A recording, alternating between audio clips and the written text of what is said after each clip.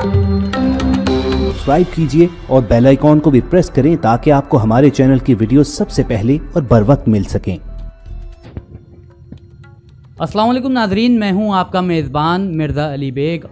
इस वक्त मेरे साथ पाकिस्तान की पहली ख्वाजा सिरा वकील यहां पर मौजूद हैं। निशा रॉय इनका नाम है। जिस तरीके से आम ख्वाजा सिरा होते हैं, सड़कों पर भीख मांगते हुए दिखते हैं, घर वाले उनको अपना कबूल करने को तैयार नहीं होते और जिस तरीके से सब उनको धुतकारते हैं, वो तमाम चीज़ें निशा ने भी फेस की। मगर आज निशा की कहानी उनकी ज़बानी ही सुनेंगे। निशा कहाँ से ताल्लुक़ रखती हैं, किस तरह से आपका सफ़र का आगाज़ हुआ और किन मुश्किलात का सामना किया इस दुनिया में। सबसे पहले तो मैं आपका थैंक्स करती हूँ कि आपके चैनल ने मेरी NGO ट्रांसपेरेंट सोसाइटी का विज़िट किया। मेरा जो बेसिकली ताल्लुक़ है, मैं लाहौर से हूँ और जो मेरी तालीम है मैट्रिक तक मैंने लाहौर में हासिल की। उसके बाद फिर मैं कराची आ गई, अपने दोस्तों के साथ, ख्वाजा सिराओं के साथ मैंने यहाँ पर टाइम गुजारा और फिर मैंने भीख मांग के मैंने फिर अपनी तालीम को जारी किया और अल्हम्दुलिल्लाह आज मैं एक वकील बन के आप लोगों के सामने हूँ। अच्छा, आपने कहा कि लाहौर में आपने अपनी तालीम मैट्रिक तक मुकम्मल की, तो फैमिली ने आपको एक्सेप्ट किया था शुरू में या शुरू से ही आपकी फैमिली सपोर्टेड थी? तो उस बारे में थोड़ा सा बताएं, क्योंकि आम जो ख्वाजा सिरा होते हैं उसको फैमिली यहाँ पर कबूल नहीं करती। देखिए, कुछ प्रॉब्लम्स होते हैं फैमिलीज़ में। ऐसा नहीं था कि मेरी फैमिली ने मुझे डिसोन किया हो या मुझे सपोर्ट किया हो, ऐसी कोई चीज़ नहीं थी उस टाइम। लेकिन मैं समझ नहीं पा रही थी कि मैं क्या स्टेप लूँ और मैं क्या करूँ। जब मैं घर से भाग के कराची आ गई तो मुझे बहुत ज़्यादा प्रॉब्लम्स हुए, खाना पीना रहना, ये सब चीज़ों के लिए मसाइल पैदा हो गए। मैं भीख मांगती थी और जहाँ तक मेरी फैमिली का ताल्लुक़ है, मेरी फैमिली मेरे साथ सपोर्टेड थी। जब मैं कराची आई हूँ तो मैंने फैमिली को बताया नहीं मैं किन मुश्किलात में हूँ, क्या कर रही हूँ। आज भी मेरे बहन भाई मेरे साथ हैं, पहले भी मेरे साथ थे, मैं उनके साथ राब्ते में हूँ। ऐसा नहीं है मेरी लाइफ में। आपने कहा कि फैमिली आपकी सपोर्टिव है, तो वो कौन सी वजह थी जिसने मजबूर किया कि आप लाहौर से कराची आएँ और कराची में आकर एक नई ज़िंदगी का आगाज़ करें? देखिए, फैमिलीज़ में अप्स एंड डाउन्स आते रहते हैं। या मुझे ऐसे फ़ील होता है जैसे रिजेक्शन का सामना मुझे हो रहा है, दूसरों से मुझे थोड़ा सा कमतर समझा जा रहा है या मेरे साथ उनका बिहेवियर अच्छा नहीं है। ये मेरी खुद की मेंटालिटी थी। क्यों, उस टाइम मेरी एज बहुत कम थी, ये मेरा खुद का ही फ़ैसला था घर से आने का, तो ये मैंने खुद ही स्टेप लिया था। कितनी मुश्किलात हुई जब आप कराची आई? कराची में एक आम औरत या मर्द का रहना इतनी कम उम्र में भी मुश्किल होता है। ख्वाजा सिरा कराची में आकर आपने कहा कि भीख मांगी, तो किस तरीके से आपने भीख मांगी, किस तरीके से इस सफ़र को आपने मुकम्मल किया? देखिए, घर छोड़ना और फिर आके एक ऐसे इलाके में रहना जहाँ पर आपको कोई जानता नहीं हो, बहुत ज़्यादा मसाइल्स होते हैं। हम तो पेरेंट्स के साथ रहते थे, पेरेंट्स ने ही हमारे लिए सब कुछ करना, फिर आके ख़ुद से सब कुछ करना। और टीन एज में एज तुम्हारी जिस टाइम पर बहुत कम हो तो बहुत मुश्किल होता है। और जब फिर रोडों पर भीख मांगना, ये तो मैं कहती हूँ बहुत ही मुश्किल काम है। जिन मुश्किलात से मैं गुज़री हूँ आज भी मैं उनके बारे में सोचती हूँ तो मेरे रोंगटे खड़े हो जाते हैं। लेकिन मैं साबित कदम रही, अल्लाह पर उम्मीद थी कि मैं कुछ अच्छा करूँ अपने लिए, कम्युनिटी के लिए। तो बस मैंने सारी चीज़ें फ़ेस की हैं। क्यों, जब मैं पढ़ती थी तो मुझे घर का रेंट का बहुत ज़्यादा मसला होता था, फ़ीस जो होती थी वो पे करनी होती थी, खाना पीना होता था। समझो कि मेरी जो स्टूडेंट लाइफ थी बहुत दुश्वारी में गुजरी। आपने कहा कि मैंने भीख मांगी, तो भीख ही क्यों मांगी? आपने मैट्रिक किया हुआ था, आप कहीं पर नौकरी हासिल करती, कहीं पर काम करती, तो भीख ही क्यों एक ख्वाजा सिरा के मुकद्दर में आता है? देखें, सोसाइटी में हमें रिजेक्शन का सामना है, हमें एक दीवार के साथ लगाया गया, हमारे पास ऑप्शन नहीं है, हमारे पास जॉब्स नहीं हैं, हमारे लिए कोई फंडिंग नहीं है। जब मैं आई थी मेरी एज कम थी, मेरा ID कार्ड नहीं था, मैट्रिक कोई तालीम नहीं होती आज के दौर में। तो फिर मेरी कम्युनिटी को कोई जॉब भी नहीं देता था, क्यों, सोसाइटी में रिस्पेक्ट नहीं दी जाती। तो मुझे भी वही काम करना था जो सोसाइटी करती थी, इस वजह से पेट भरने के लिए मैंने भीख मांगी। आपने भीख मांगी, सोसाइटी ने आपको एक्सेप्ट नहीं किया, रिजेक्शन की बात कर रही हैं, तो फिर तालीम कहाँ से मुकम्मल की? ख्वाजा सिरा पूरी एक कम्युनिटी आपको देख रही है यहाँ पर और एक मिसाल हैं, तो ख्वाजा सिराओं को क्या मैसेज देंगी, किस तरीके से तालीम मुकम्मल करना चाहिए। अगर फैमिली एक्सेप्ट ना करे, भीख मांगना और जो सेक्सुअल एक्टिविटीज़ होती हैं, आमतौर पर ख्वाजा सराओं को हम देखते हैं इन्हीं एक्टिविटीज़ में रहते हैं। देखिए मैं कहती हूँ कि कोई भी इंसान माँ के पेट से सीख के नहीं आता, सोसाइटी और हालात उसको सब कुछ सिखा देते हैं। भीख मांगना हम फैमिली से नहीं सीखते, लेकिन जब हम अपनी सोसाइटी में आते हैं, कम्युनिटी में रहते हैं, तो हमें सब कुछ मजबूरी में करना पड़ता है। जो ख्वाजा सरा एक्स्ट्रा एक्टिविटीज़ करते हैं, रोडों पर जाते हैं, वो भी उनकी मजबूरी होती है कि उनके पास ऑप्शंस नहीं होते, उनके पास जॉब नहीं है, पेरेंट्स नहीं है, अच्छे दोस्त नहीं हैं, अच्छे रिलेटिव नहीं हैं।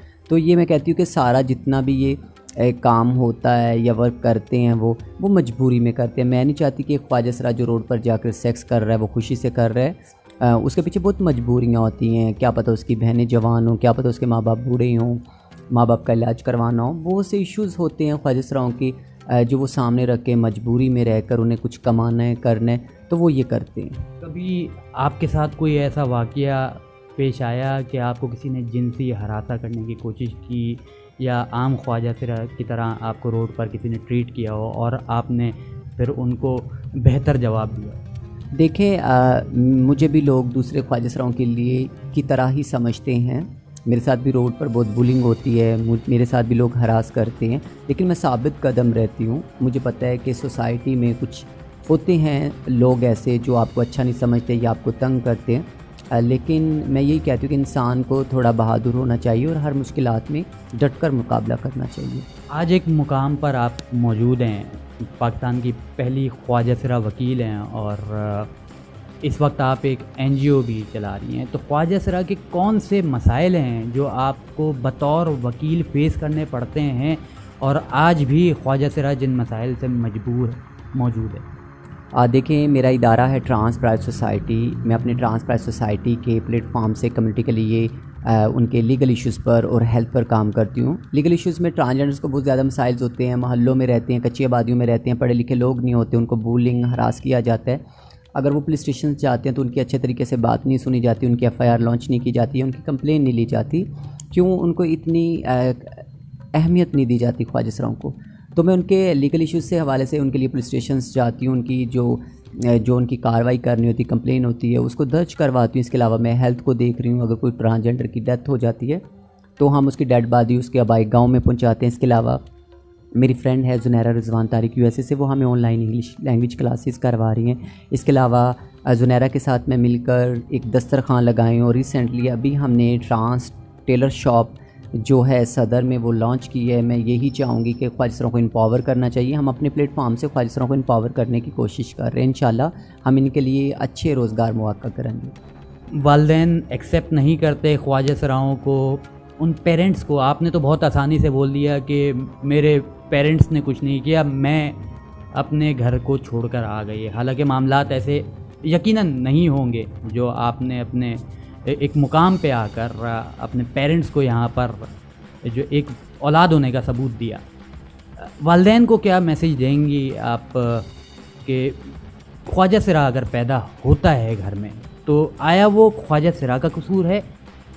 आया क्या ख्वाजा सरा सिर्फ रोडों पर या कचरों के डब्बों में रहने के लिए ही मौजूद हैं? देखिए मैंने आपको बोला है कि जो रिजेक्शन होता है ना वो फैमिली से स्टार्ट होता है। माँ बाप का जो रवैया होता है ट्रांस बच्चे के साथ और दूसरे बच्चों के साथ मुख्तलिफ होता है। तो मैं पेरेंट्स को यही मैसेज करूँगी कि वो अपने ख्वाजा सराओं बच्चों पर तवज्जो दें ताकि वो घरों से ना निकलें, उनकी एजुकेशन को अच्छे तरीके से हैंडल किया जाए।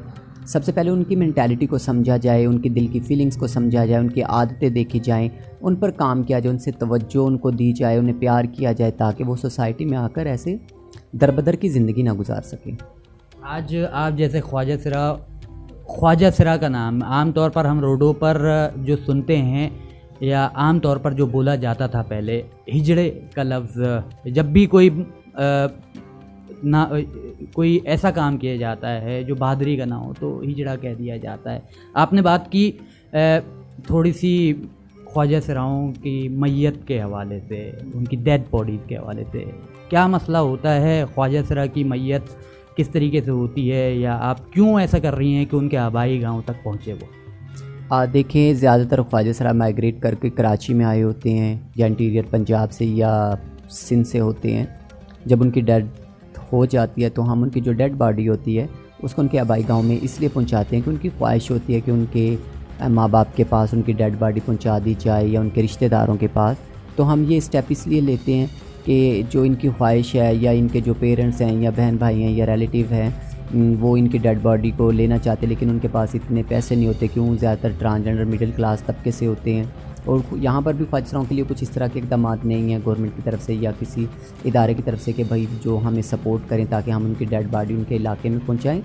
हम ये अपनी मदद आपके तहत चंदा इकट्ठा करते हैं और जो मेरे इदारे की मैनेजमेंट टीम है संभाल रही है, माया अहमद और आलिया मिर्ज़ा, ये मिलकर ये सारा प्रोसेस मेरे साथ देखते हैं और फिर हम ख्वाहिशराओं को ये जो इश्यूज़ होते हैं इनसे निपटते हैं।